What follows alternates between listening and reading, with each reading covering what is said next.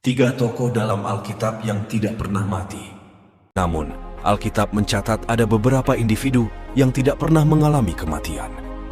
Meskipun banyak yang mungkin awalnya berpikir tentang Yesus sebagai contoh, yakni figur sentral dalam keyakinan Kristen, kenyataannya Yesus memang mati sebelum kebangkitannya dari kematian.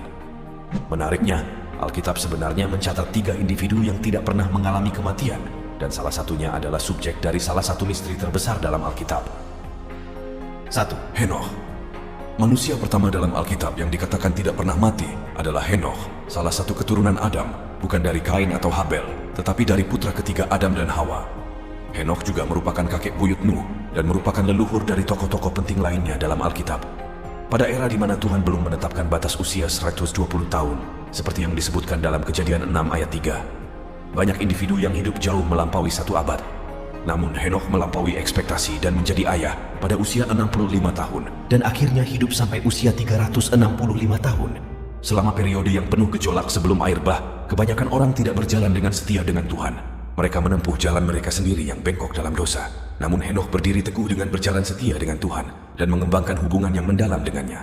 Dalam Kejadian 5 ayat 22 dan 24, kita membaca bahwa Henokh hidup bergaul dengan Tuhan dan dia tidak ada lagi karena Tuhan mengangkatnya atau mengambilnya.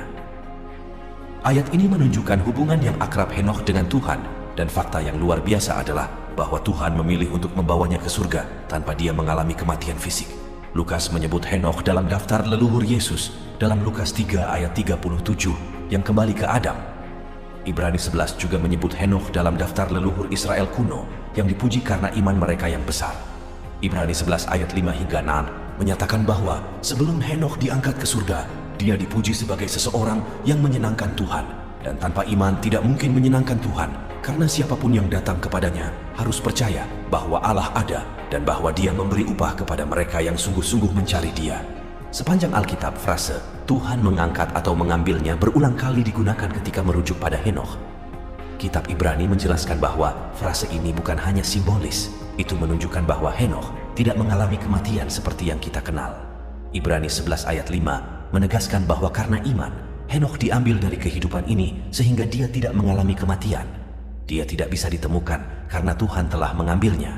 Henokh juga diberkati dengan karunia nubuat, dia menubuatkan kedatangan Yesus Kristus. Ini digambarkan dalam Yudas 1 ayat 14 hingga 15 yang menyatakan bahwa Tuhan datang dengan ribuan orang kudusnya untuk menghakimi semua orang dan menghukum semua perbuatan fasik yang telah mereka lakukan dalam kefasikan mereka, dan semua kata-kata yang menantang yang diucapkan orang-orang berdosa yang tidak saleh melawannya. Namun warisan Henokh tidak berakhir dengannya. Cicitnya Nuh juga berjalan setia dengan Tuhan. Karena kebenarannya, hanya Nuh dan keluarganya yang diselamatkan selama banjir besar yang dahsyat. Kehidupan Henokh adalah sebuah kesaksian kuat tentang iman, ketaatan, dan kebenaran yang menyenangkan Tuhan sedemikian rupa sehingga dia memilih untuk mengambil Henokh dari dunia ini. 2. Elia. Tokoh paling populer dalam Alkitab yang tidak mati adalah seorang nabi pada masa pemerintahan Raja Ahab dan Ratu Izebel di Israel.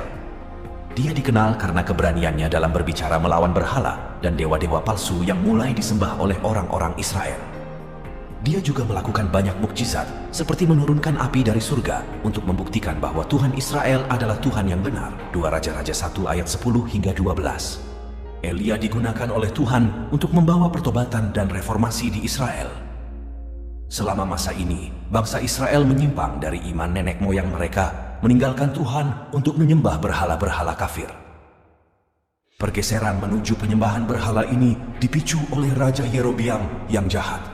Izebel, istri Raja Ahab, sangat setia pada penyembahan berhala dan mempengaruhi suaminya untuk membangun sebuah kuil untuk dewa kafir Baal. Langkah ini membuat banyak orang Israel tersesat dari penyembahan Tuhan yang sejati. Menyaksikan kemerosotan spiritual bangsanya, Nabi Elia menentang ketidaktaatan Raja Ahab, mendesaknya untuk bertobat dan kembali kepada Tuhan Israel. Namun, Raja tetap keras kepala dan tidak mau mendengarkan nasihat Elia. Sebagai tanggapan, Nabi Elia menubuatkan bahwa akan ada kekeringan parah sebagai hukuman, tanpa hujan atau embun jatuh di tanah sampai dia berdoa untuk mengakhiri kekeringan tersebut. Selama 3,5 tahun langit tetap tertutup, menyebabkan kekeringan dan kelaparan yang meluas di seluruh tanah. Kisah Elia yang tidak mati dan langsung pergi ke surga bahkan lebih jelas dan dramatis daripada Henokh. Elisa, asisten Elia, diberitahu sebelumnya tentang keberangkatan Elia dalam 2 Raja-Raja 2 ayat 3 yang berbunyi, "Pada waktu itu keluarlah rombongan nabi yang ada di Betel mendapatkan Elisa.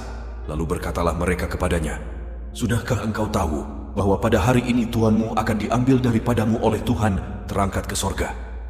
Pada hari yang dipilih oleh Tuhan, Elia berangkat dari Gilgal ditemani oleh Elisa.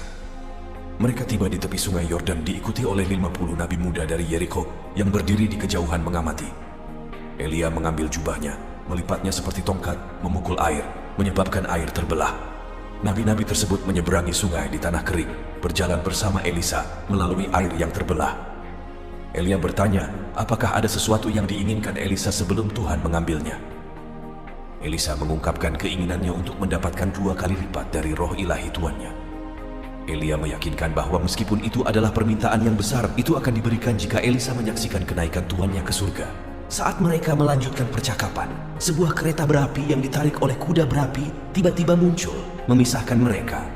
Elia naik ke surga dalam angin puyuh, seperti yang digambarkan dalam 2 Raja-Raja 2 ayat 11. 3. Melkisedek.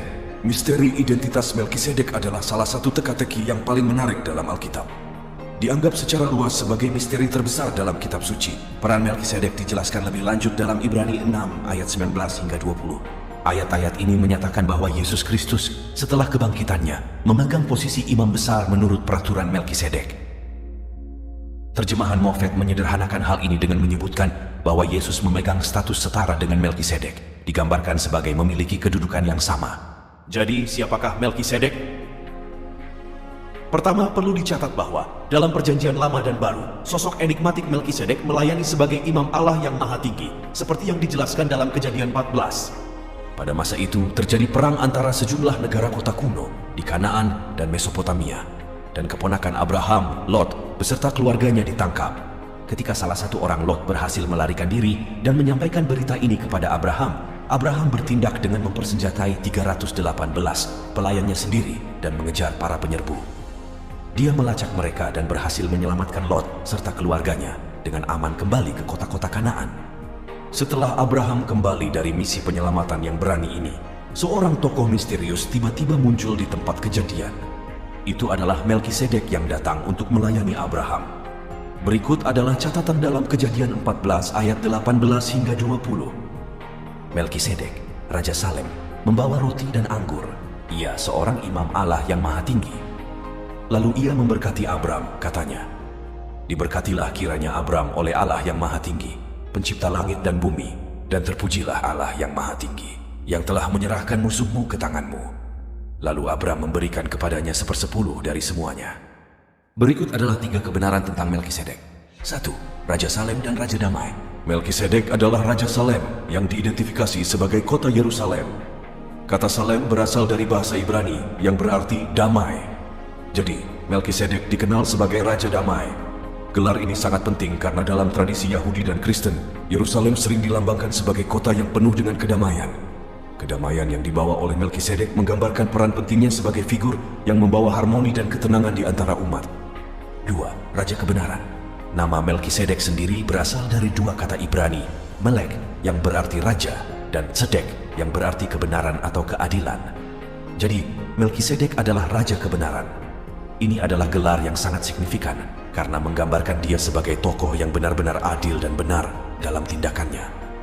Dalam konteks Alkitab, kebenaran adalah atribut yang sangat dihormati, dan Melkisedek sebagai Raja Kebenaran menunjukkan dia memiliki kedudukan moral yang sangat tinggi dan tidak ternoda oleh dosa. 3. Tanpa ayah, ibu, dan silsilah.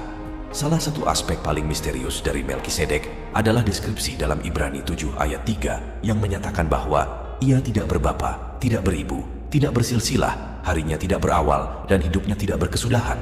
Dan karena ia dijadikan sama dengan anak Allah, ia tetap menjadi imam sampai selama-lamanya. Ini menunjukkan bahwa Melkisedek tidak memiliki asal-usul manusia yang jelas, tidak seperti imam-imam lain yang biasanya memiliki garis keturunan yang jelas. Ini bisa diinterpretasikan bahwa Melkisedek adalah figur yang kekal dan abadi, yang tidak terikat oleh waktu seperti manusia pada umumnya. Hal ini menambah aura misteri dan ketuhanan tentang dirinya. Kebenaran-kebenaran ini menunjukkan bahwa Melkisedek adalah figur yang sangat unik dan penuh misteri dalam Alkitab. Banyak yang percaya bahwa Melkisedek adalah penampakan awal dari Yesus Kristus sendiri, sementara yang lain berpendapat bahwa dia adalah seorang manusia biasa yang memiliki kedudukan istimewa dan peran khusus dalam sejarah keselamatan. Namun, identitas pasti Melkisedek tetap menjadi salah satu misteri terbesar dalam Alkitab, yang terus menarik minat dan spekulasi dari para teolog dan peneliti hingga saat ini. Terima kasih, Tuhan memberkati.